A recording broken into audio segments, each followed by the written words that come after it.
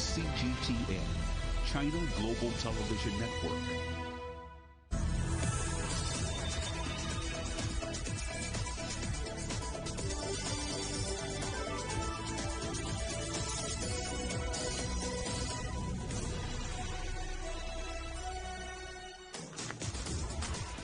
Hello and welcome to Global Business Europe, live from CGTN in London. I'm Jamie Owen. And I'm Juliet Mann. Our top stories.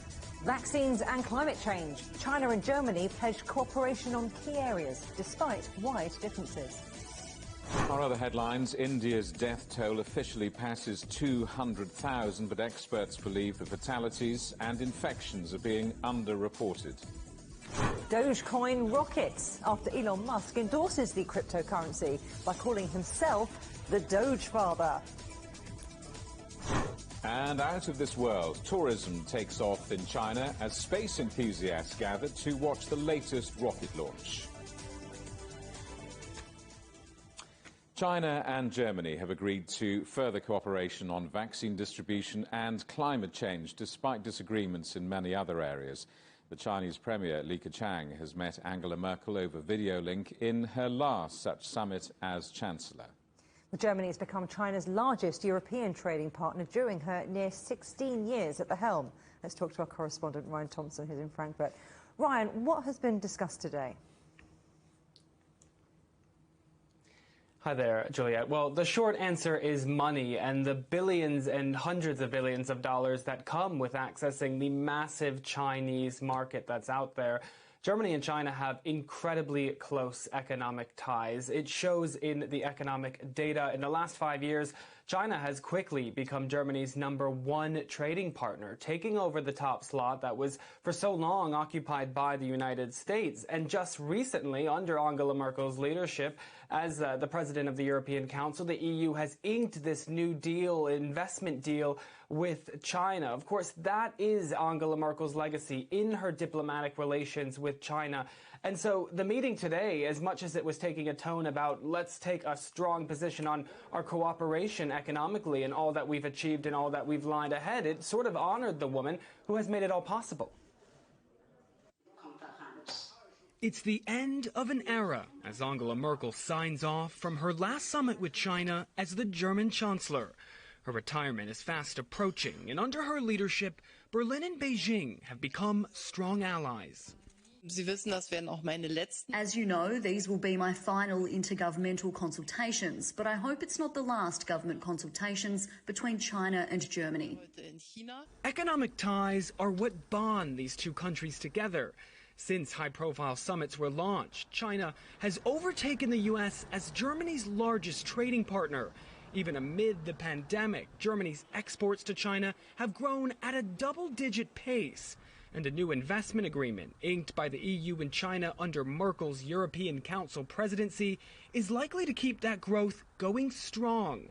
Many economists agree that China's economic prosperity this year has helped soften the blow to Europe in the first quarters of 2021. China immediately came out of this crisis in the second and third quarter, and today it looks like the best of all markets again, like 2 years ago. 2022 will mark half a century since the two nations established formal ties. Both have reached common positions on climate change, healthcare, and food safety. But points of contention remain over human rights and Hong Kong. China has asked Germany to stand back from its domestic affairs and focus on cooperation that will help both countries in the long run. Well, beyond Angela Merkel, what do future China-German relationships look like, Ryan?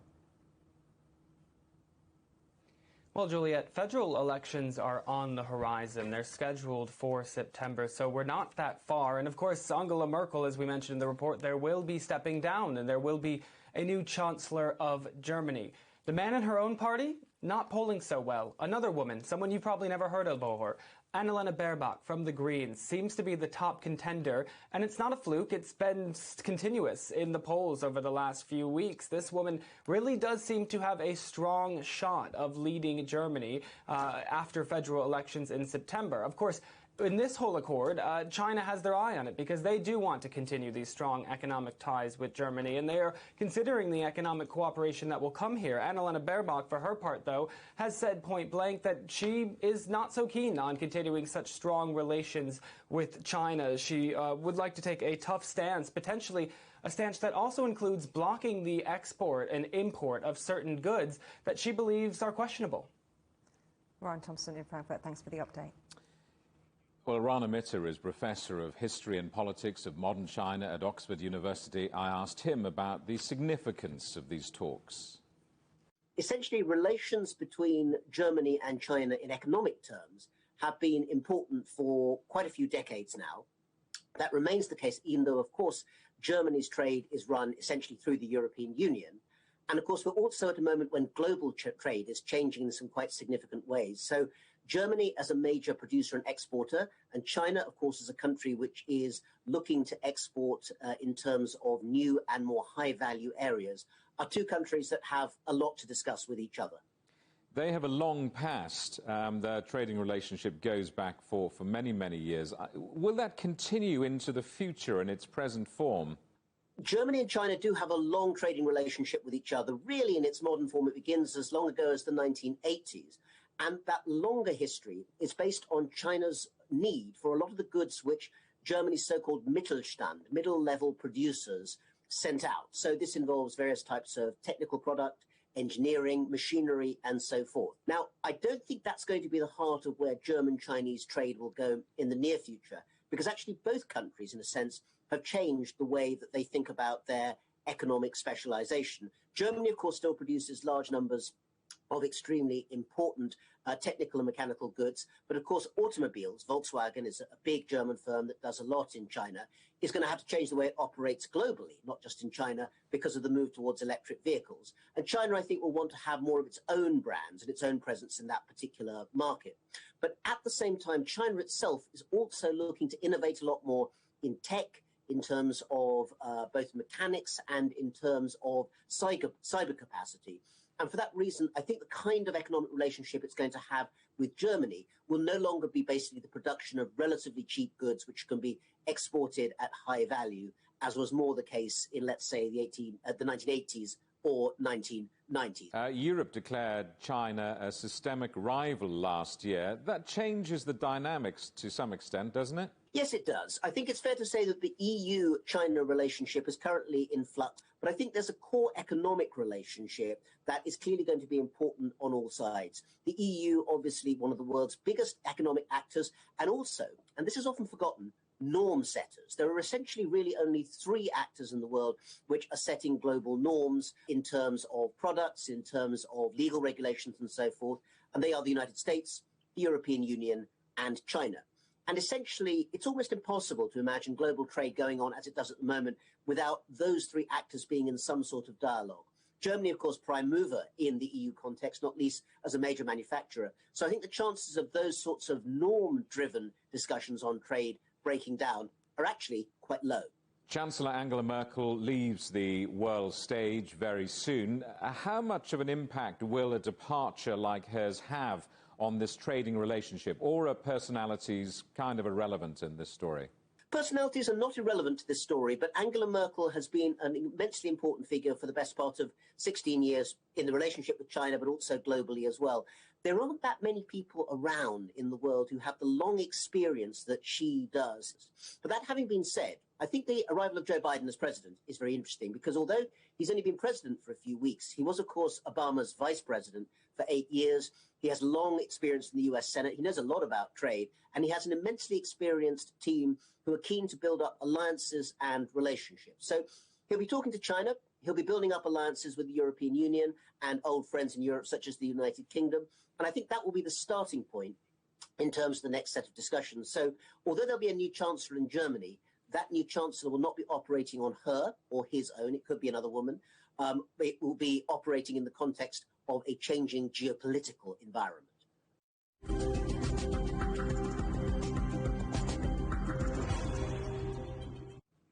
India has now recorded more than 200,000 deaths from COVID-19 as a devastating surge of new infection tears through the country. But some experts believe the number of deaths and positive cases are underreported. Pressure is also mounting on Prime Minister Narendra Modi, who's been heavily criticised over his handling of the pandemic. Ravinder Bauer reports now from Delhi. Well, in Delhi, a number of new patients are being turned away because there are no hospital beds or hospital facilities to be offered to them. A lot of hospitals are seeing ambulances wait outside. People are being provided oxygen in those ambulances. Even people who have come on stretchers or are lying on the roads are being given oxygen by their own relatives who have managed to procure these oxygen cylinders at a very higher price than what it usually costs. So there is a lot of black marketing of all these products, whether they are oxygen concentrators, oxygen cylinders, or even medicines, even though the High Court has come down strongly on the Delhi government and other governments to stop this black marketing of all these medical requirements. But despite that, people on the ground are saying that they are paying double or triple the price for the same product that is required for treating their patients, whether they are oximeters, oxygen cylinders, or anything else. As far as the crematoriums are concerned, they are also still, running overtime. There is a lot of expansion which is going on in some crematoriums where there are spaces so that more funerals can be conducted at the same time. There are queues outside crematoriums. Situation is really bad, but the government is trying to ramp up facilities. There are new hospitals which have come in, a 500-bedded hospital which has come in Delhi, but that also got filled in 24 hours. So you can see the demand is much higher. This new variant is actually impacting people, especially it is impacting their lungs, and that is why the demand for oxygen during the second wave is much higher. It will take a few days before things will settle down, but for now, a lot of lives being lost because of shortage of oxygen. Ravinder Bauer reporting there from Delhi. Well, Dr. Anant Bhan is an expert on global health and health policy in India. Unfortunately, we've had a major resurgence. It's an acute rise, and it could be ascribed to a few things. One is that there was not much adherence to public health measures like masking in large parts of the country. Two, there was an allowance of large gatherings, political and religious, that could have played a role. And three, it could also be due to the new infectious variants, which are probably spreading fairly quickly and having a higher infectious nature.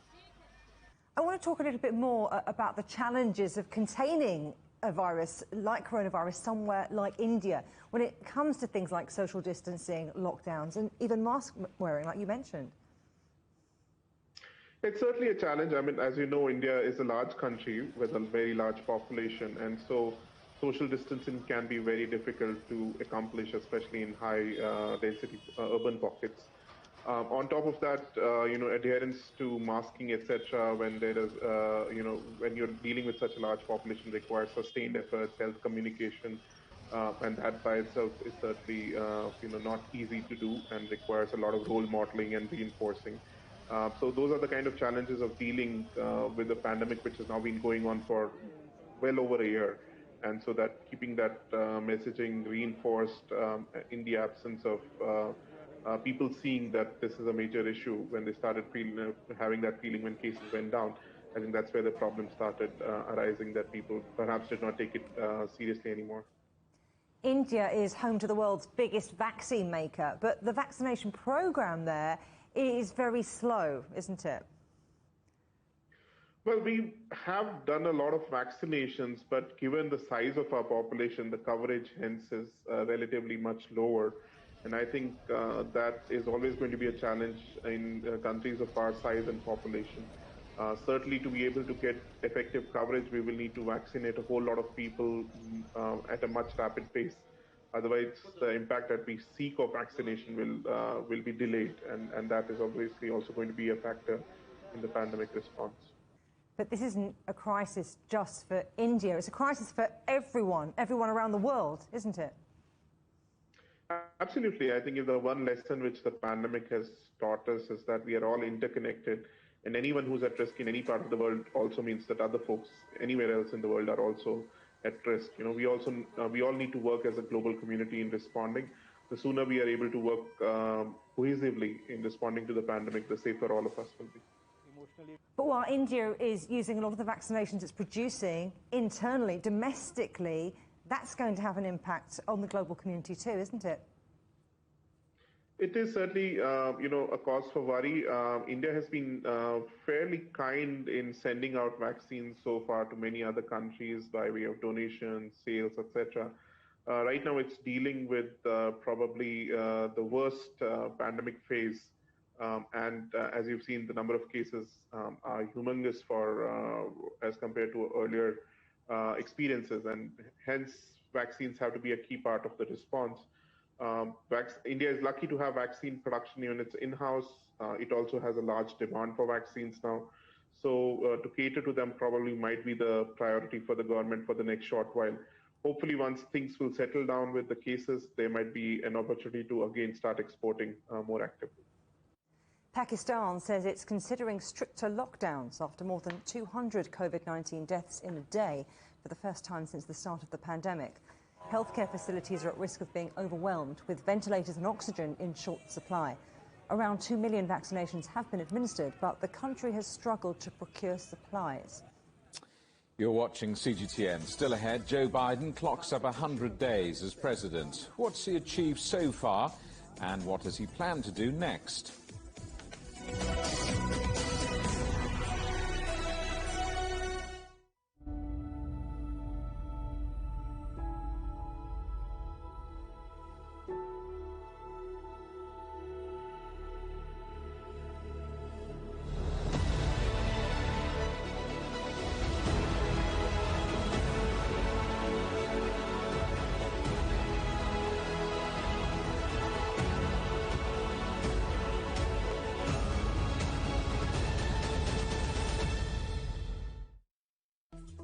Search CGTN Europe wherever you get your podcasts to subscribe to The Agenda podcast. The Agenda with me, Stephen Cole, always gets to the heart of the story.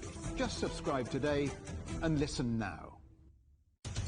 Covering the world from 4 continents. A new horizon. Teams in Beijing, Washington, D.C., Nairobi, and London. Who connect, interact, and inquire to bring you the stories that matter to all. The Link, only on CGTN. Facing the unknown is always difficult. In a world in turmoil, it's easy to lose orientation. But when the storms come, we have to see the possibilities, reinvent, find new opportunities, discover a path forward. CGTN. See the difference.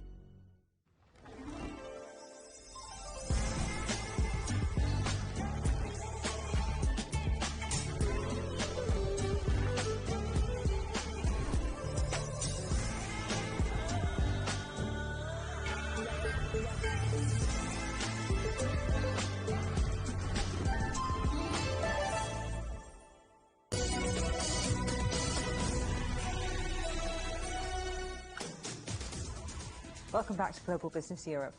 US President Joe Biden is making his first major speech to Congress on the eve of his 100th day in office.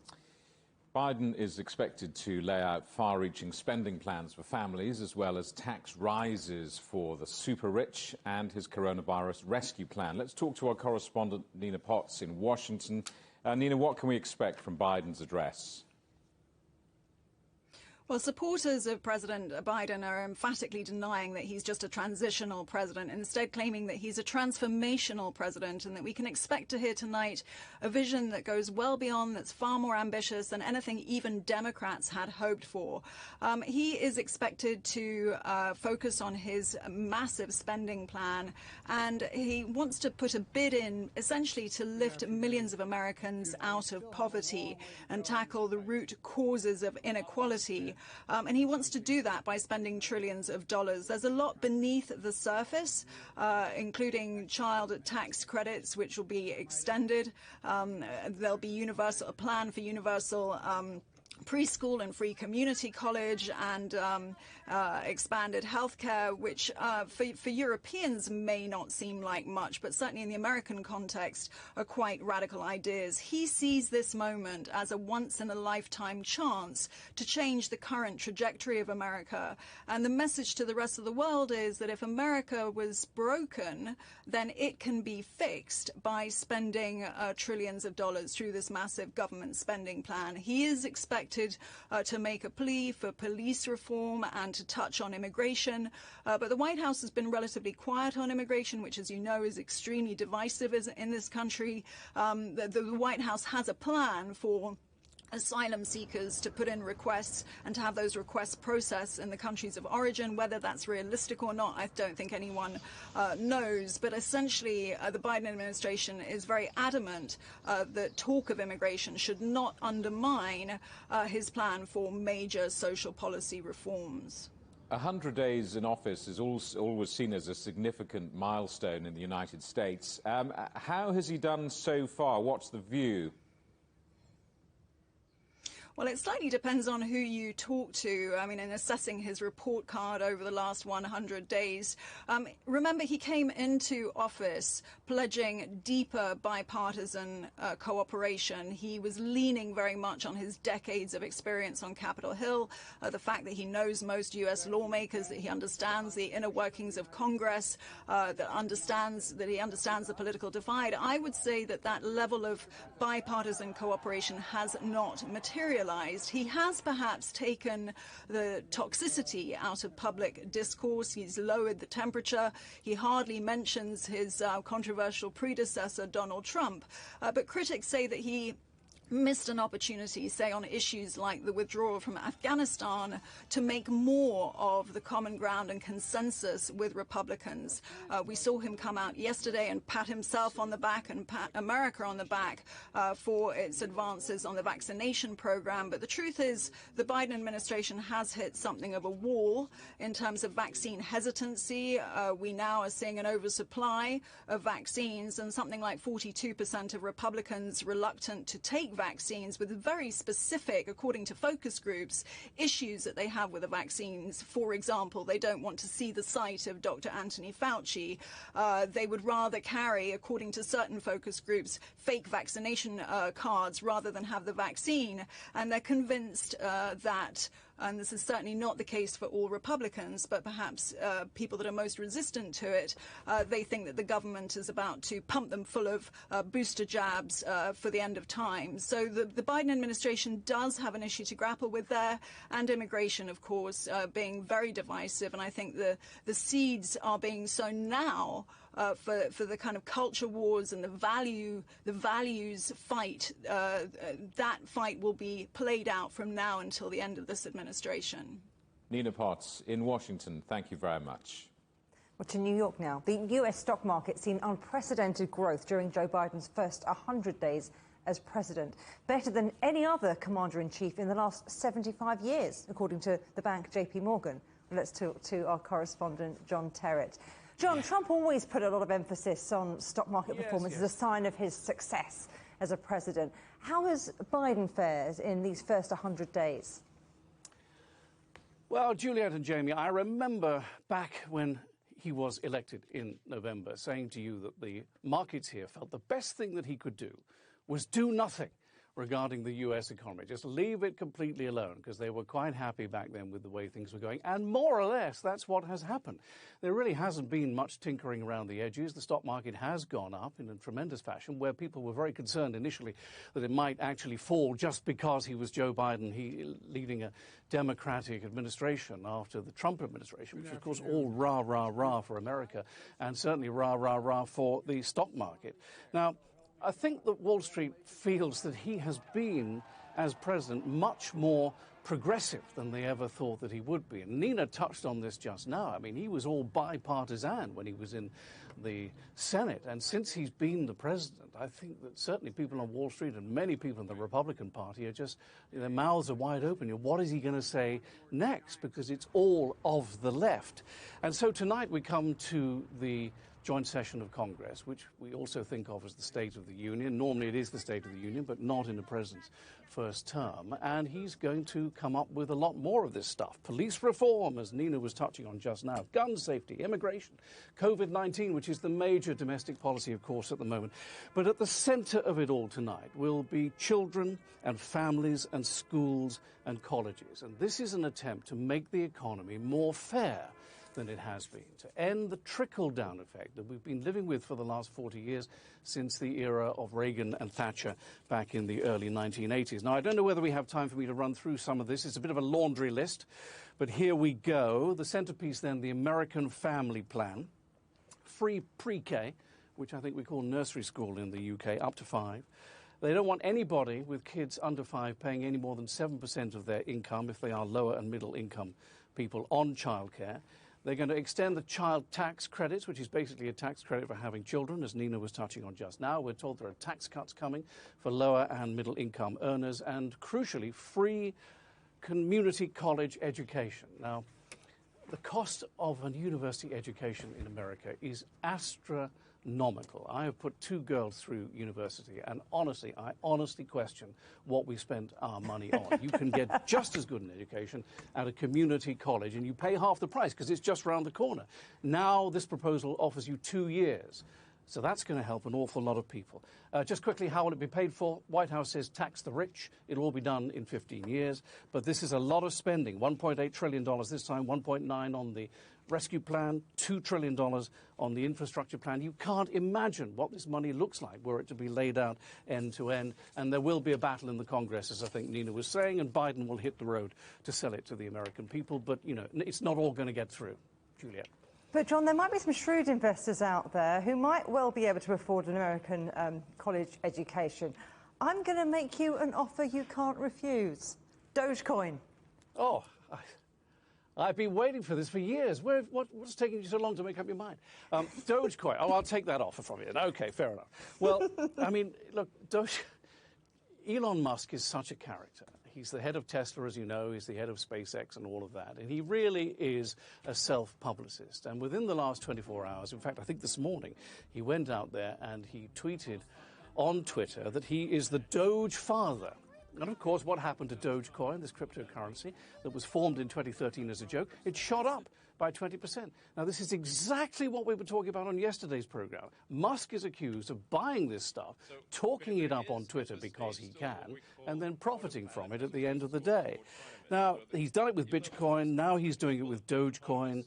I mean, I don't know what you say about this. Elon Musk is Elon Musk. He's the secret source behind Tesla. Tesla needs him, otherwise the company's finished, pretty much.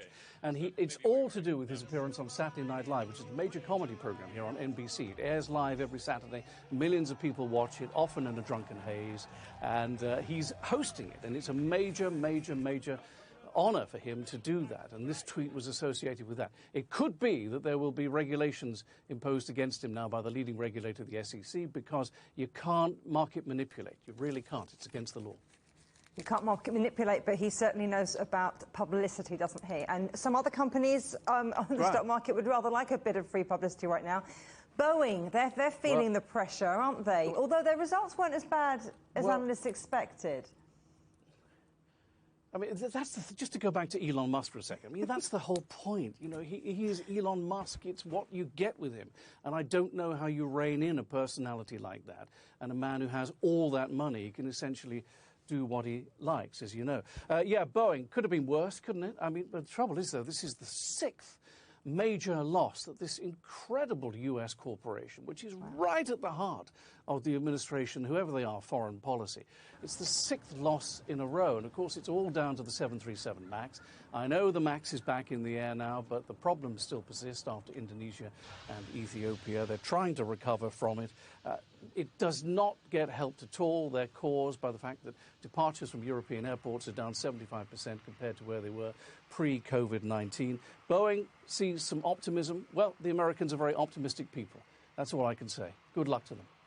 Good luck to them indeed, but maybe... Oh, and Boeing shares. Just quickly, Boeing shares down 4% today. That's a big drag on the Dow. It's a major Dow component. A big drag on the Dow, but maybe people are going to start flying again, and that could help some of the airline makers. John, always a pleasure talking to you. John Terrett in New York, thank you. Okay, thank you. The family of the Samsung chairman Lee Kun-hee will pay nearly $11 billion in inheritance tax on his estate. Lee, who's credited with transforming Samsung into a global electronics giant, died last year. The family will also donate his vast private art collection to the country's museums. South Korea has one of the highest inheritance tax rates in the world. Deutsche Bank beat its own expectations, posting its strongest first-quarter net profit in 7 years. The beleaguered German lender shares traded 5.4% higher in Frankfurt, and it now expects revenue to be flat in 2021. The good news comes after radical restructuring 2 years ago, which led to 18,000 job losses. Santander has also beat its first quarter forecast. Spain's largest bank has reported a net profit of $1.9 billion, a distinct improvement on last year's $331 million. Santander's chief executive predicts that business activity will continue to increase as vaccination campaigns against COVID progress. The world's second-largest cryptocurrency, Ethereum, has reached new heights. The European Investment Bank plans to launch a digital bond sale on the company's blockchain network. Ethereum hit a record high of over $2,700, following more than a 5% rally the previous day. The London Stock Exchange has reported a 3.9% rise in income in the first quarter. The group says it's also on track to meet savings targets for this year. LSE has saved more than $55 million from integrating the data company Refinitiv into its operations, which it purchased in January. You're watching CGTN. Still ahead, British leader Boris Johnson sees red after criticism over who paid for his new wallpaper.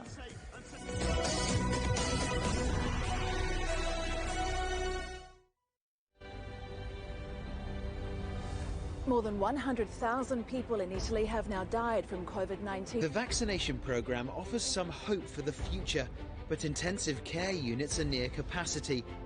The Spanish government is hoping to vaccinate over 1 million people by next month. Living in Germany are struggling with their mental health. Hungary is supplementing the EU's vaccine rollout, buying doses from Russia and China to speed up the process.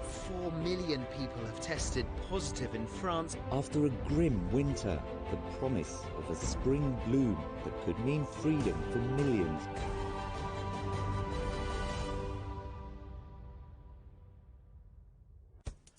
On the agenda with me, Stephen Cole, we look up into space.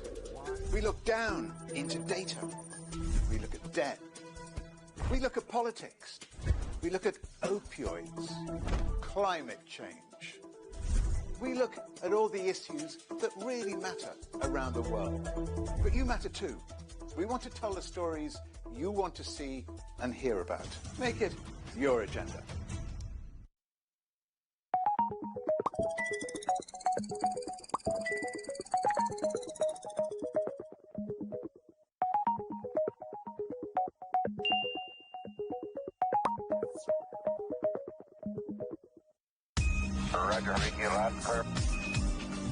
We can try out the wild and crazy ideas.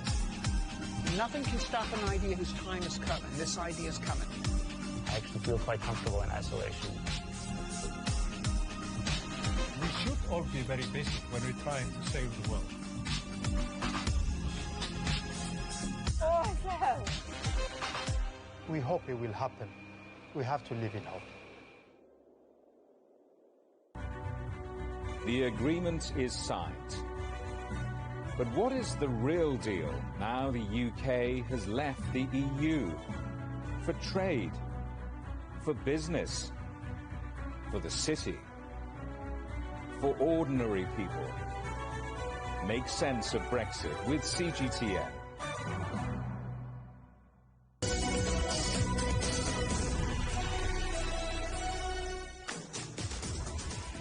Welcome back to Global Business Europe with Jamie Owen and me, Juliette Mann. Our top stories. Vaccines and climate change. China and Germany pledge cooperation on key areas despite wide differences. Our other headlines, India's death toll officially passes 200,000, but experts believe fatalities and infections are being underreported. And Dogecoin rockets after Elon Musk endorses the cryptocurrency by calling himself the Doge Father. And remember, CGTN is available to watch for free on all the major digital platforms, on Smart TV or online on Roku, Apple TV, Amazon Fire, Android TV, on YouTube and Dailymotion, as well as CGTN.com and the CGTN app. Hungary's parliament has passed legislation allowing universities and cultural institutions to be run by foundations rather than by the state. Critics say it will allow Viktor Orban's government to extend its influence. Well, Penelope Lesh is in Budapest. Penelope, is this a power grab or more complicated than that? Well, it certainly is a complicated issue, but if you ask the opposition, they do think it is a grab for power. Basically, this has been coming for a while. The government has been trying to, what they call, modernise the university system in Hungary. They say that needs to happen to keep it competitive.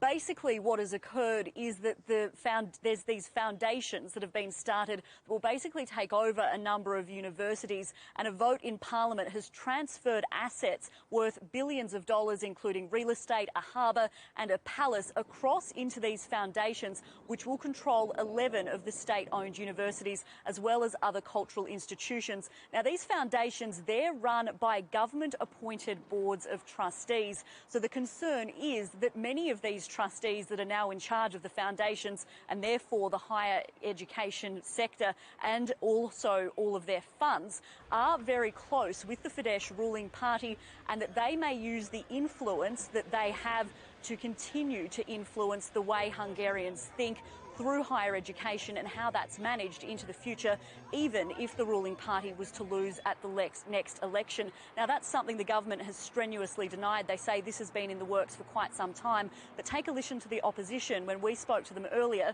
about their concerns. The essence of yesterday's decision is that the state has privatized a large part of the universities, effectively relinquished control of them, relinquished control and put them in the hands of foundation boards of trustees close to the ruling parties, which are in principle irremovable and cannot be controlled by the next democratically elected government.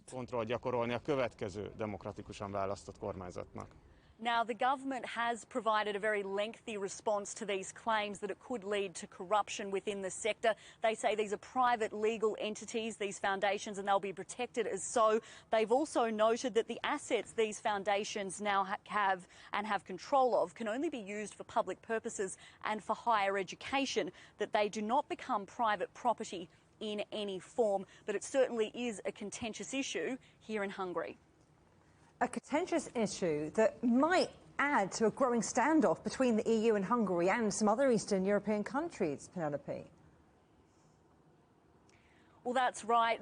Several countries in this region are certainly known for rallying against the EU. Viktor Orban, Hungary's Prime Minister, recently met with the leader of Poland to try and organise what he calls a European resistance to create a new party within the European Union after his party, Fidesz, quit the European People's Party. So they are hoping to bring more influence from the right back into the European Union, and they have had many clashes over the journey. Just last year, both Hungary and Poland famously blocked a $1.82 trillion package that was designed for budget and recovery by the EU. Now, they did that because of a mechanism that would allow that budget not to be used by countries if they went against the EU rule of law when it came to budget concerns. Now, the rule of law has come into focus again in Poland today. We were expecting there to be a decision handing down, basically deciding whether EU law or Polish law was the one with primacy in the country. It's a very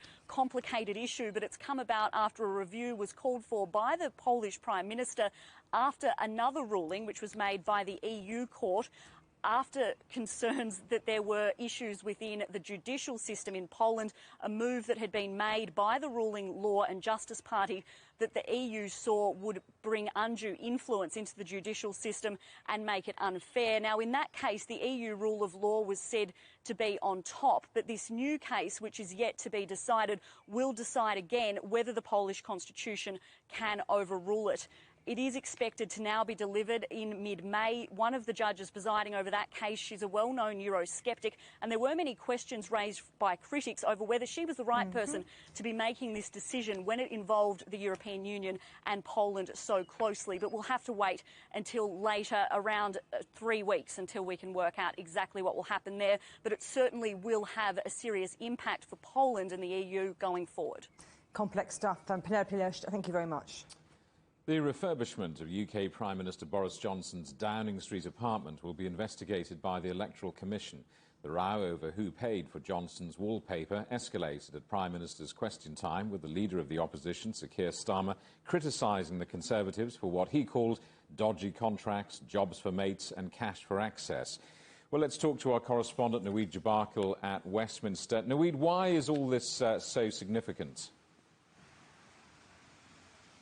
Yeah, well, Boris Johnson, he's had a difficult few weeks, Jamie. He's facing mounting pressure over his conduct and now these allegations of potentially corruption. This investigation launched by the Electoral Commission says it's going to look into the refurbishment of his official residence at 11 Downing Street, next door to that world-famous black door at number 10. As the rules allow, about $42,000 a year Prime Ministers are allowed to spend on refurbishing the flat. Suggestions, allegations say he could have spent as much as $280,000 US. Now, where the issue lies is that some of that money may have come from party donations, according to these allegations, that weren't declared properly. That's why the Electoral Commission says it's looking into this. It has assessed it since March, it said in its statement, and has launched this investigation today following what it called reasonable grounds that an offence may have occurred. Now, that news broke just minutes before Boris Johnson appeared in front of his peers here at Prime Minister's Questions from his party and the other, and it really gave Keir Starmer the bits between his teeth for the first time that I've seen in a long time, because throughout the past year and a half or so, what you've seen from the Labour Party is pretty much agreeing with the government on a lot of the major decisions around the COVID-19 pandemic, but this isn't related to policy, it's related to the individual, to Boris Johnson, and it really enabled Keir Starmer and others, it must be said, the Scottish National Party, for example, to really go after Boris Johnson.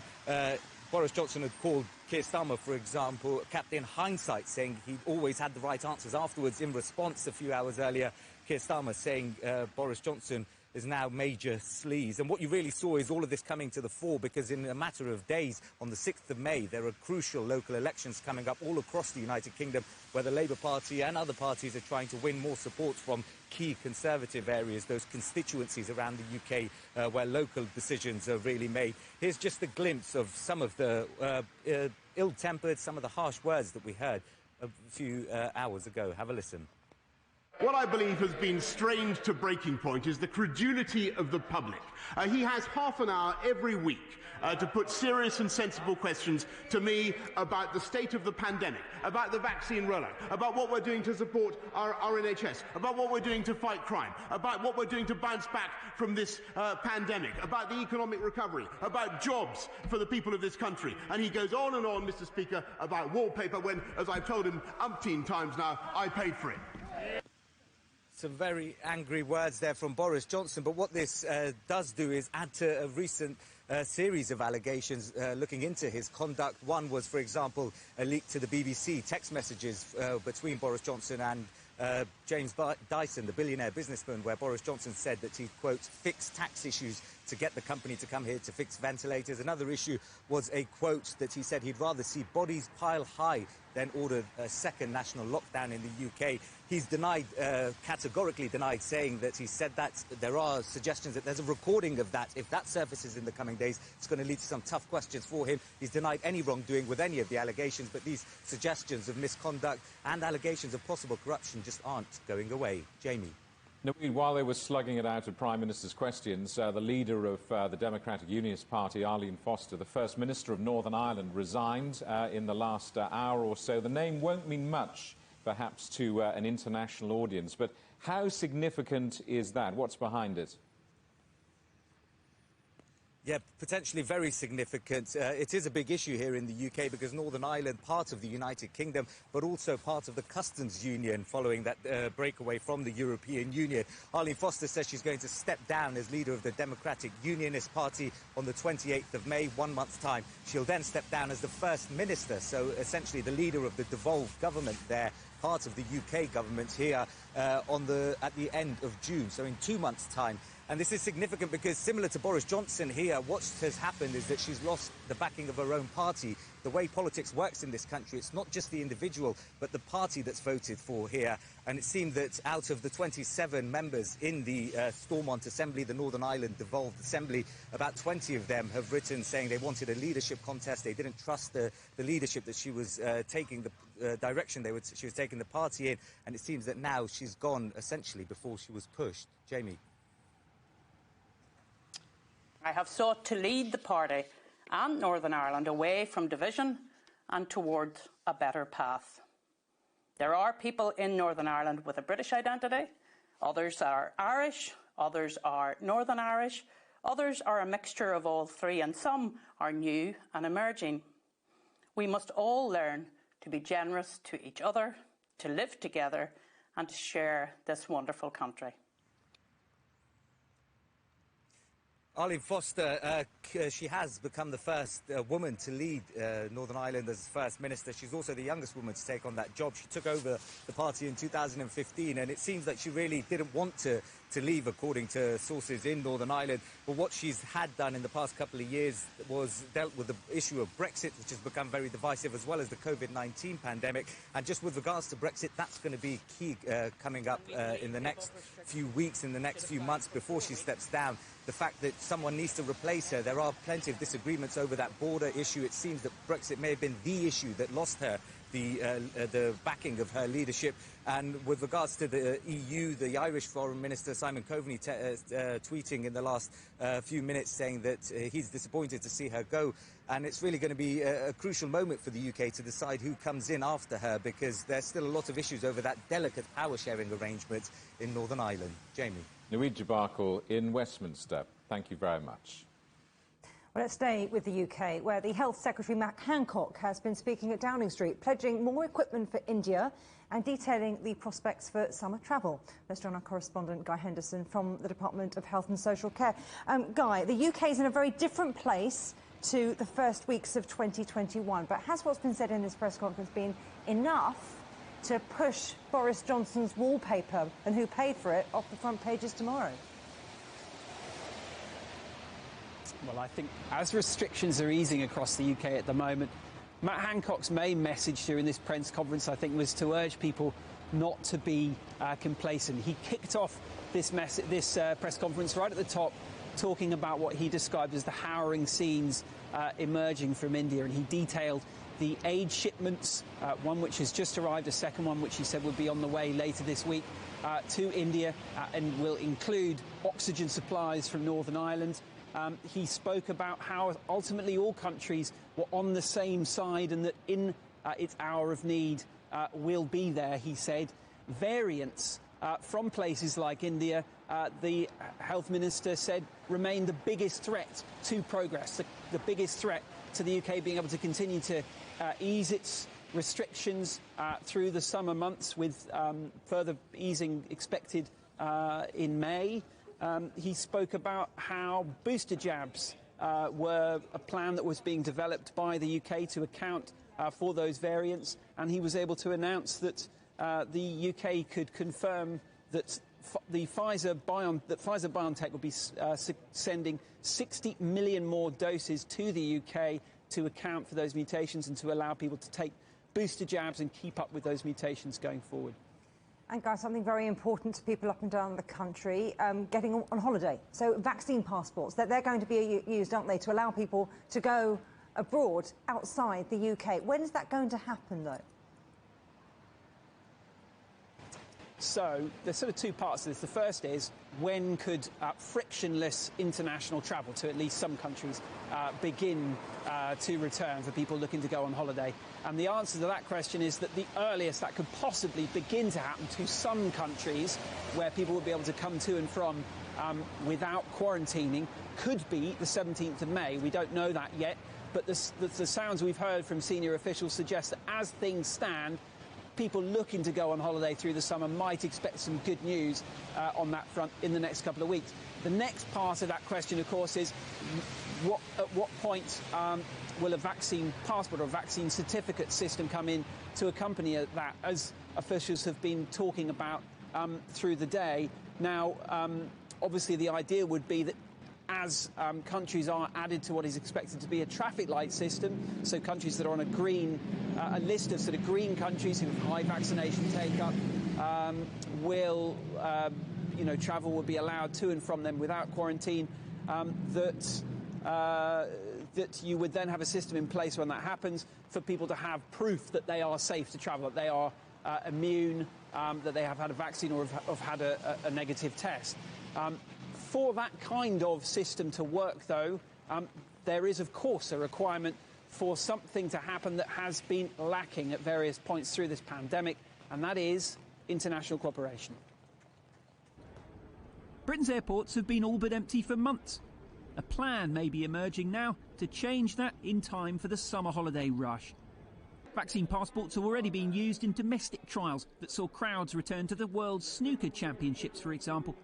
Now the government wants to extend that idea to international travellers who'd show proof of immunity or a negative test result using an existing National Health Service coronavirus app. The next step, says Transport Minister Grant Shapps, will be ensuring that's recognised on arrival. I'm working internationally with partners across the world to make sure that that system can be internationally recognised. So that's the way forward. And actually, I'm chairing a meeting of the G7 Secretaries of State for Transport, my equivalents from America and Canada and all the other G7 countries next week on exactly this subject. In Brussels, the European Union's been working on its own immunity certificate setup. La Commission propose un outil. The Commission is putting forward a tool which will facilitate free movement across the European Union. A tool which will be issued and accepted in every member state, allowing European citizens to travel in complete safety and without any discrimination. If the plans sync up, Spain and Portugal are amongst the EU countries hoping British tourists may yet return to its cities and beaches this year. An official review of existing UK travel restrictions is due early next month. Airline bosses are pushing for other travel corridors to be opened up as quickly as possible as well. So I think opening up an air corridor that leads to the repeal of the restrictions on non-US travellers between the UK and also between Europe and the US is something which I think can be easily achieved if we have the right will on both sides of the pond. It comes amid continually low infection rates and deaths from coronavirus across the UK as its vaccine rollout continues apace. New research by Public Health England has added more cause for optimism. That vaccines boost immunity is clear, but this latest PHE study shows that even people who've had just one jab are far less likely to pass the virus on to other members of their household. That builds on mounting evidence to suggest that transmission, too, can be suppressed through vaccination programmes, potentially lowering the severity of any future waves. New variants coming from abroad could punch holes in that defence, though. So while plans may be afoot to make international travel easier, it won't be business as usual, potentially, for a long time yet. Guy Henderson there. Well, China is about to take another major step forward in its space exploration. The country will soon send up the first module for its own space station this week. Tourists are now flocking to the launch site to witness this historic moment. Li Jianhua reports. This beach in South China's Wenchang is one of the best locations to see rocket launches and is about to get busy. Tourists are heading over here to see the launch of the core module of China's space station. China's space program has brought a sea change to Wenchang, most notably to its hospitality industry. Hotels are incorporating space elements and offering special services to space enthusiasts. Yes, please. Thank you. This is one of our launch view room. And here we have the best view to see the rocket launch. The manager told me a room like this is in high demand every time there is a rocket launch, and now his hotel is fully booked. We have experts staying here. We have a lot of, rocket or space fans is staying here, and also more and more getting the families or tourists coming here. So during that period, they also organize some activities such as some experts forum, such as some summer camp to host the customers to getting here a famous paradise for the space. 9 rockets have been launched from here since the launch site was put into operation in 2016. The Tianhe core module is one of the most important projects as it expected to provide regenerative life support for 3 astronauts in space. Li Jianhua, CGTN, Wenchang. The construction industry is one of the world's biggest polluters, but the sector could be changing the way it works. Fungus is rarely regarded as a householder's friend, but scientists are harnessing its properties to help save money and save the planet. CGTN science correspondent Emma Keeling reports. All over the world, biotech startups are cleaning up our toxic way of living by discovering new ways of harnessing the power of nature. But instead of fighting against the status quo, one London company is changing it from within by working alongside local communities to create a more sustainable future. Plastic and pollution choke many parts of our lives. It was sites like these that shocked Ehab Saeed into making a decision that could revolutionise industry. When I started my master's degree at Brunel University, I led a research project investigating the waste streams in the UK. And what I found is that the construction industry were generating incredible amounts of waste. But Ehab believes nature can show us how to create greener building material options. These little fingers of fungus are mycelia, which act like the janitor of the world, cleaning up nature by decomposition and cycling of nutrients. So sending out these little threads. Yeah. And one day you could grow up to be insulation panels. When we were looking at the materials that need to be addressed, it was very clear that insulation, sheet materials, and concrete or structural materials were the main 3 key areas. Mycelium is these little filaments, these little hairs that you see growing here. And then when it gets really, really dense, these network of fibers create something solid. This is actually mycelium. Indeed. This is what the insulation panel actually looks like. Wow. The mycelia are fed on nutritious biomass and waste products such as grains, which eventually become part of the panel. So what makes this different from other insulation panels? Well, the main difference is that it's a completely natural product. When it comes to performance, it's outperforming almost everything on the market when it comes to thermal conductivity, health and well-being impact, the fire resistance of the material, and we're able to achieve all these advances just by harnessing nature's genius rather than adding coatings and chemicals to it. The acoustic properties of mycelium are incredibly advanced. We're currently accrediting our insulation for both acoustic and thermal insulation. So these are a few of our different strains that we're working with. Normally, plastic can take anywhere from 10 to 1,000 years to break down. But in this lab, one mycelium strain consumed a piece in 2 months. Well, the characteristic we want to see is plastic degradation or faster plastic degradation. So we're taking away any other food source, and that's the stress that we're putting on them, is removing any food source that's easier to eat. So you're looking at loads of different strains to see which is the best performer? Well, we started with about 15 strains and now we're down to about 4. So we're narrowing it down to the cream of the crop. Samantha is also testing mycelium's ability to decompose plastic in water, but it will be at least 2 years before all this technology becomes available. Eventually, Ehab wants to open source all their technologies, which will hopefully rebuild the construction industry.